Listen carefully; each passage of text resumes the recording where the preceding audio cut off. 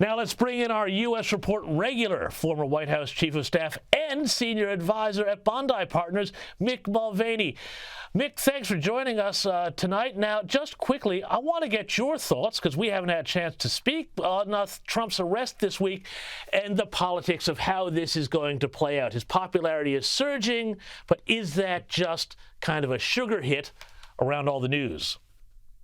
Well, there's a little bit of that, James. Keep in mind, the sympathy for him is real. There's even some centrist Republicans, maybe some centrist Democrats, who are worried about the larger issue of the politicization of the government against its citizenry. And it's hard to make the case that this is anything but that. This looks like a political witch hunt. It's somebody who ran for office saying, look, if you elect me, I'll prosecute this particular person.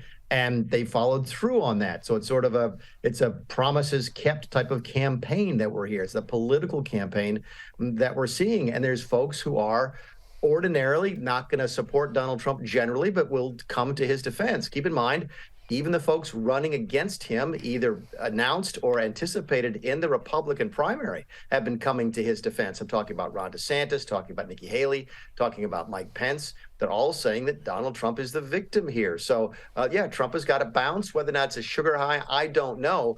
But this concern about using the government against political enemies is not going away anytime soon. That's becoming part of the ordinary discussion in American politics. Yeah, look, I agree with you, Mick, that whatever the result of these charges is, that is the most dangerous thing here because, you know, I mean, this is a country that's supposed to be all about the rule of law. And if you're putting essentially an opposition leader attempting to jail him, well, that's pretty off. But let's move on away from Trump because the polls also aren't doing that great for Joe Biden. They aren't in his favor at the moment. Just have a listen to this little breakdown from CNN. His overall approval on some of the major issues of the day. And I think what's interesting here is the economy, 37% approval, immigration, 35%.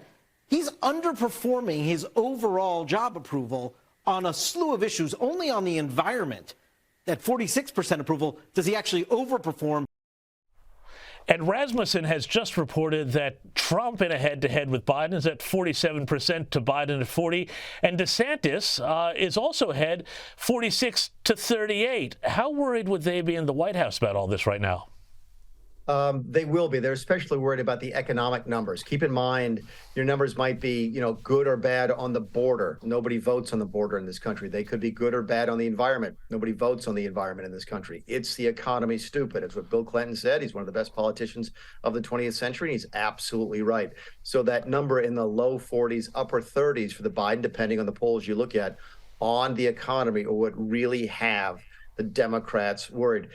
Again, the pendulum, how many times have we said this? The pendulum is swinging back and forth. One week I'm on the show, it looks like absolutely that Joe Biden is going to be the Democrat nominee. And then the next week, maybe it's back in the camp of saying, let's find somebody else.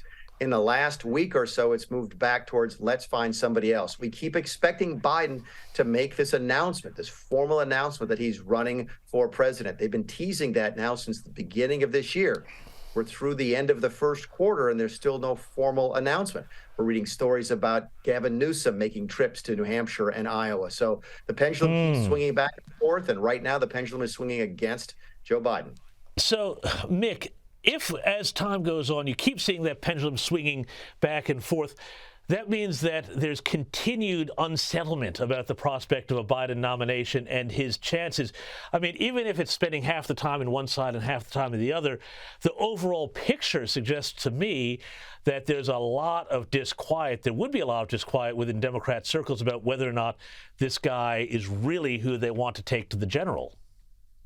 Well, keep in mind, one of the reasons he was able to win in 2020 was because of COVID. He legitimately was able not to campaign. The line about him running from his basement is actually not that far from being literally true. He didn't have to campaign. You focus on this show every single week. The more Joe Biden says, the more he says that's stupid. It comes back to sort of haunt him. The man is a gaffe machine.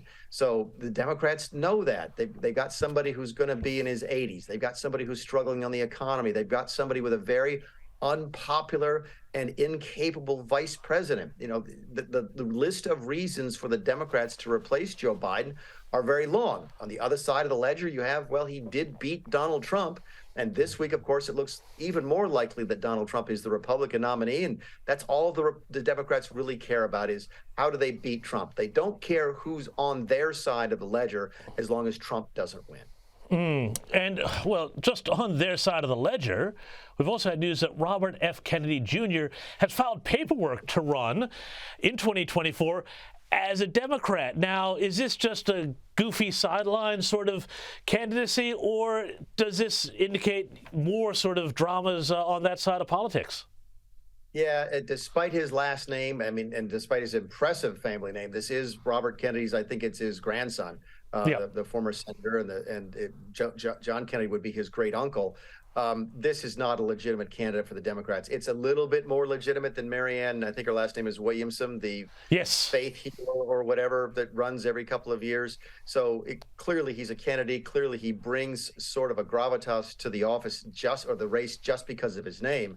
But this is not a mainstream sort of Democrat. When you and I sit here and talk about, who the list of possible Democrats are to run or to win if Joe Biden doesn't run, Robert Kennedy Jr. doesn't make the top 10 or the top 20. So, yeah, he's going to get some attention.